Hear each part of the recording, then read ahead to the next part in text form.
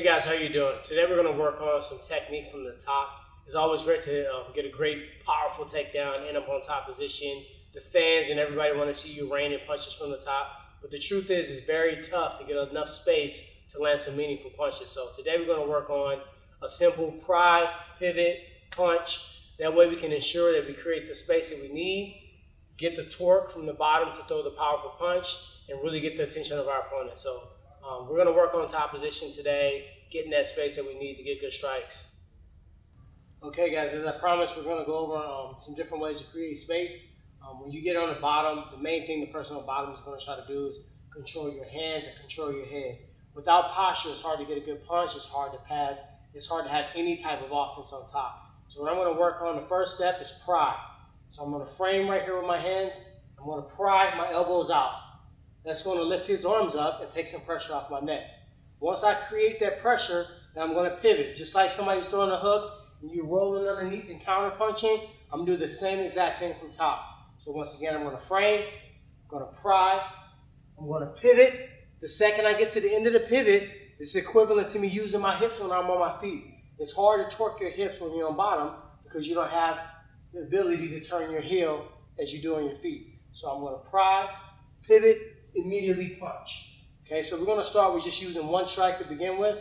After that, I'll show you how we can use a series of strikes from the top. So once again, he's controlling my head.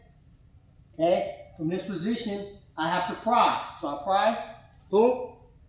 Next, I pivot. I clear my head. As I pivot, I draw this hand back. I take my eyes to my target, and I go through my target. So I land a powerful blow from the top. So again, I frame, pry, pivot, punch. Okay, one more time.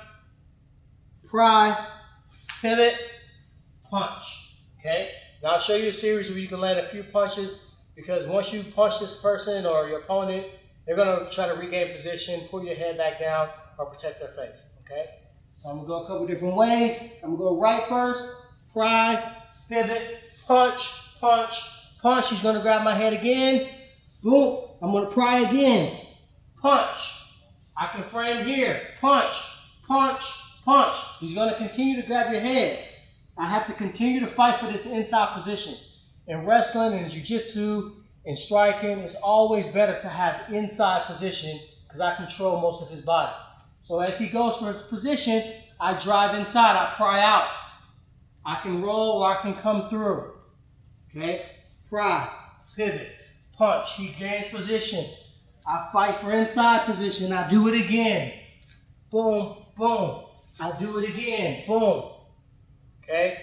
This keeps me from wasting energy, squeezing, using my neck, and eventually tiring myself out. So in the event that if they bring us up, I have no energy to strike. So I want to conserve energy here. I want to explode when it's time to explode. I don't want him to maintain control of my posture. So pry, pivot, and punch.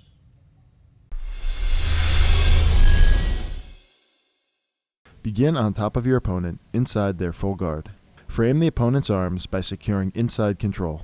Use your elbows to pry the opponent's arms open and loosen their grip on your head. Pivot your head out from underneath the opponent's arms. As you pivot, also load up your arm and shoulders to throw a punch.